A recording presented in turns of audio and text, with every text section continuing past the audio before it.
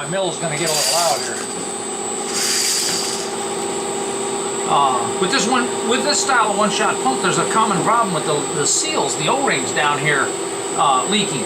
And then when you pump, or just gravity, it drains out and you end up leaking out the bottom here. In fact, I've got quite a bit of oil in here from my leakage problem. Now it was leaking some, and then I thought, okay, I'll change out the O-rings, and then it leaked a lot. And I would only put in, maybe half a thing, pump it up, get it oiled. It would finish draining it out, and I'd lose the rest of the oil.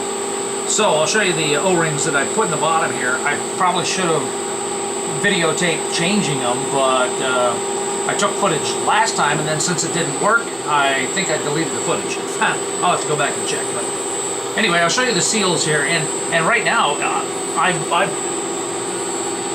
they're just, when everything's working, it's a pain in the butt to pump them.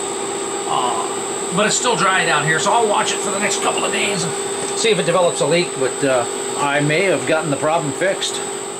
So I went to Harbor Freight and bought both of these, but when I got them home and opened them up, I didn't quite, these are the ones I had in there the last time. They seemed like they were going to work. They came out of one of the other nitrile kits.